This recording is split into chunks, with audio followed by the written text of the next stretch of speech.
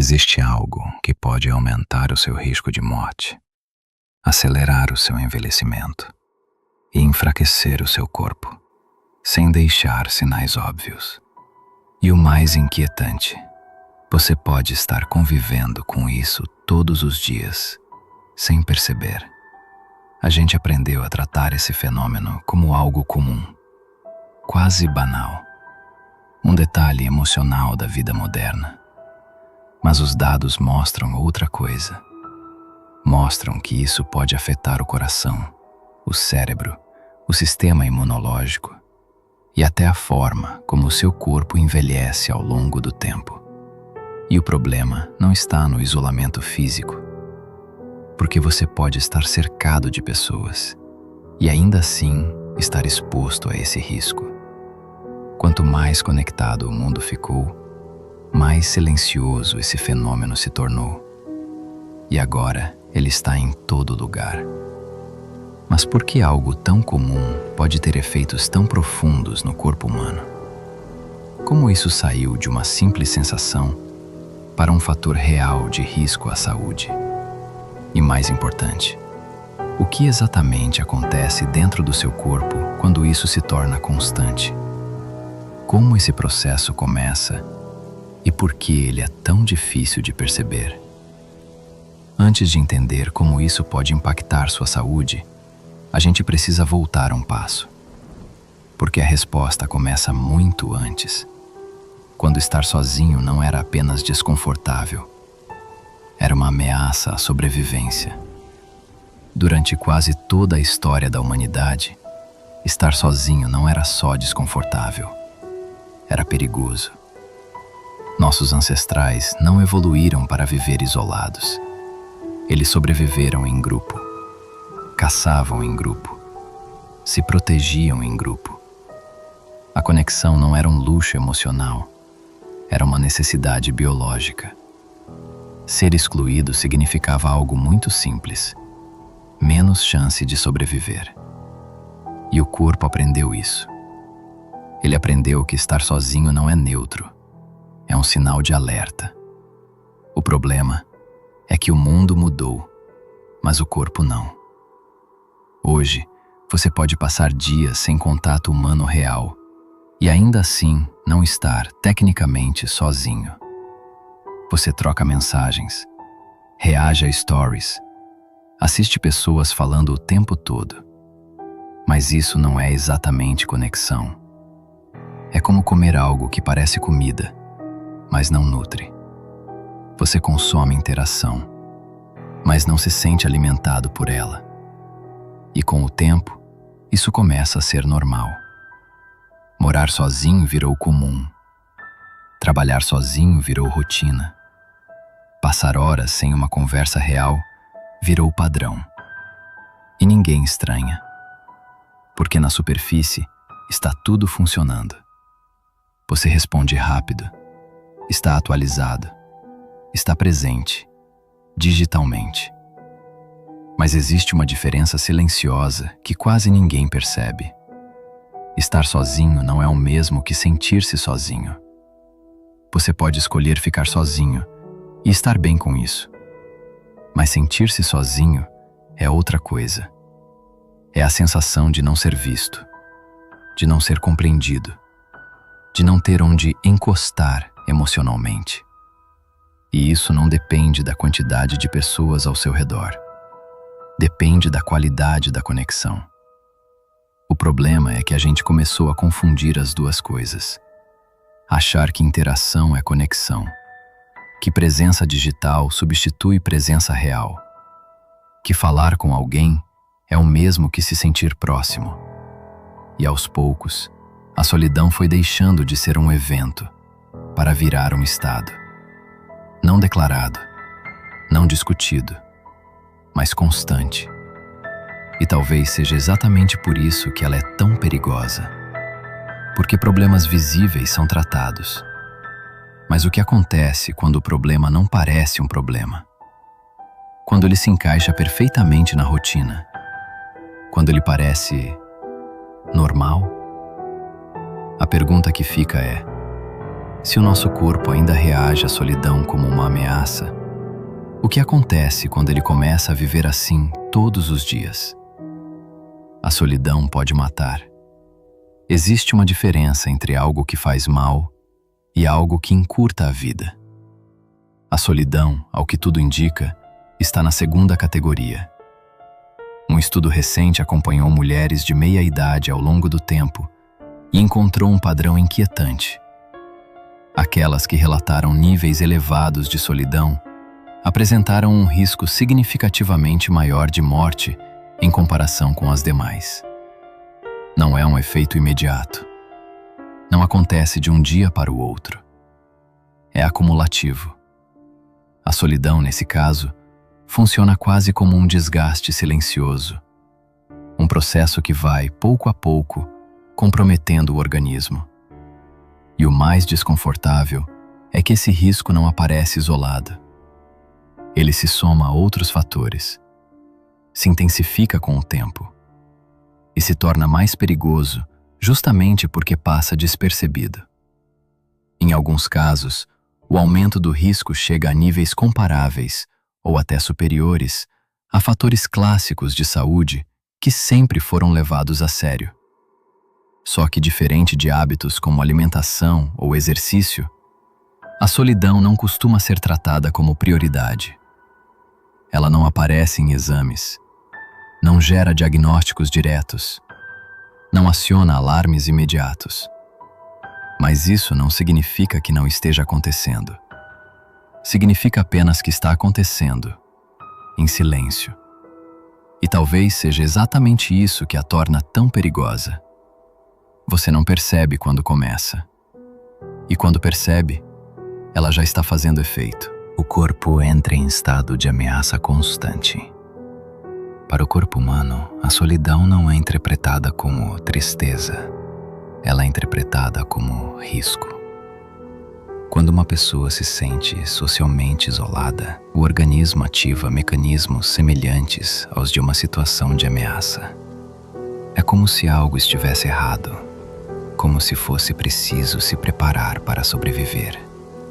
O problema é que essa resposta não foi feita para durar. Ela deveria ser temporária, uma reação pontual a um perigo específico. Mas na solidão crônica, ela permanece ligada.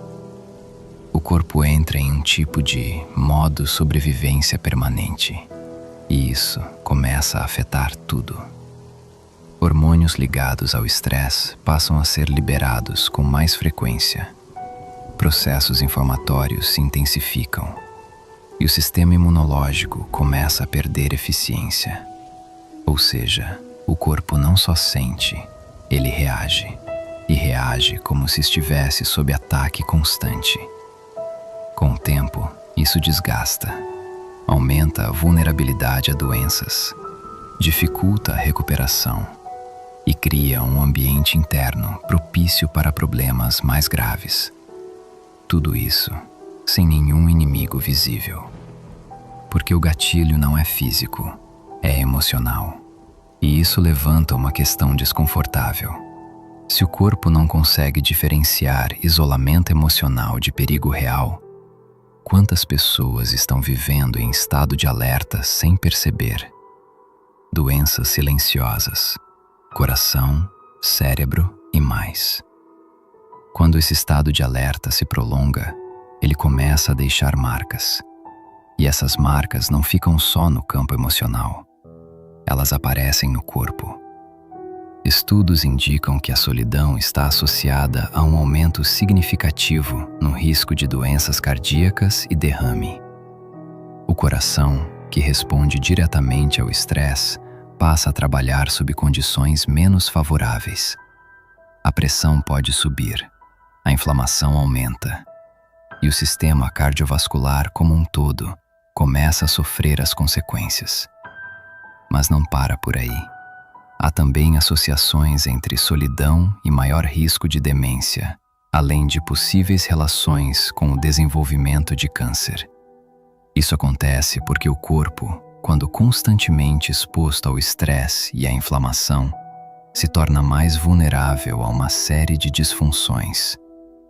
É como se o terreno ficasse mais fértil para problemas se desenvolverem. E, em alguns casos, o impacto chega até o sistema imunológico. Pessoas solitárias podem ter maior dificuldade em combater infecções. Ou seja, aquilo que começa como uma experiência subjetiva se transforma em um fator biológico concreto, em uma cadeia de eventos que vai de uma sensação interna até doenças reais. E talvez o mais inquietante seja isso: a transição é invisível. Você não sente o momento exato em que a emoção vira risco físico, mas ele acontece. Solidão acelera o envelhecimento. Agora imagina isso: duas pessoas com a mesma idade, mas com corpos envelhecendo em ritmos diferentes. Não por genética, não por alimentação, mas por causa da solidão. Um estudo recente mostrou que pessoas que se sentem solitárias apresentam sinais de envelhecimento biológico mais acelerado. Ou seja, o corpo delas envelhece mais rápido, independentemente da idade no documento. E esse efeito pode ser comparável ou até mais intenso do que fatores tradicionalmente associados ao envelhecimento. É como envelhecer por dentro, antes do tempo. Como se o organismo estivesse sendo constantemente desgastado por algo que não aparece externamente de imediato, mas que com o tempo começa a se manifestar na energia, na saúde, na resistência do corpo. E isso muda a forma como a gente deveria enxergar a solidão. Porque não se trata só de como você se sente, se trata de como o seu corpo responde a isso, todos os dias. O ciclo vicioso da solidão. E existe um último detalhe que torna tudo isso ainda mais complicado.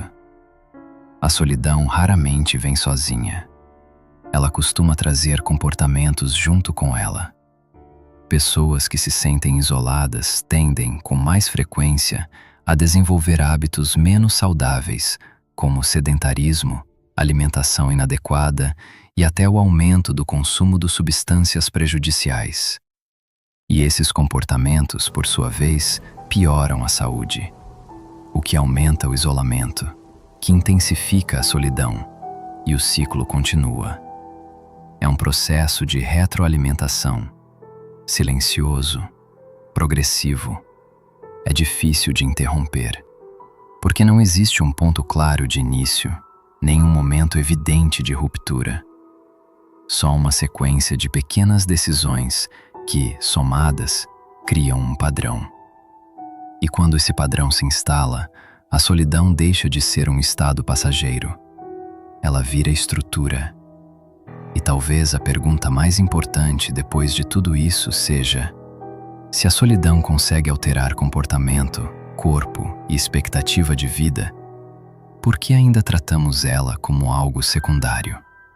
A solidão não faz barulho. Ela não interrompe o seu dia. Não te obriga a parar. Não aparece como um problema urgente. Ela se encaixa na rotina, nos hábitos, na forma como você vive sem perceber. E talvez seja exatamente por isso que ela passa tanto tempo ignorada. Porque não parece perigosa. Mas os dados mostram outra coisa. Mostram que a solidão pode aumentar o risco de morte, que ela impacta o funcionamento do corpo, alterando respostas ao estresse e ao sistema imunológico, que está associada a doenças cardíacas, derrames e outras condições graves, e que pode até acelerar o envelhecimento biológico. Não é um detalhe, não é algo periférico, é um fator real. E ao mesmo tempo, invisível. Porque diferente de outros riscos, a solidão não vem de fora. Ela não está no que você consome, mas naquilo que falta. Falta de conexão, falta de vínculo, falta de presença real. E o mais desconfortável é que tudo isso pode acontecer mesmo quando parece que está tudo bem.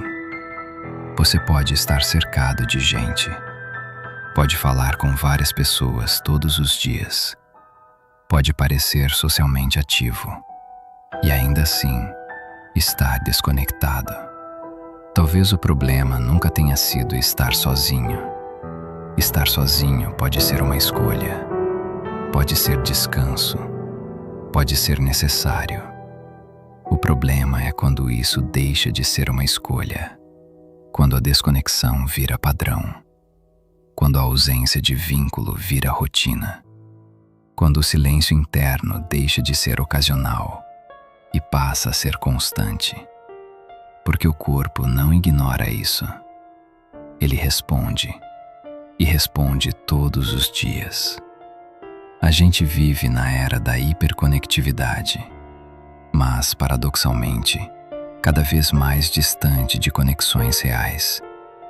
E talvez o ponto mais importante não seja eliminar a solidão, mas perceber quando ela deixa de ser um momento e começa a se tornar um estado. Porque no fim, o perigo não está no silêncio ocasional. Está no silêncio que se instala e ninguém questiona. A solidão não grita, mas cobra, e quase sempre cobra em silêncio.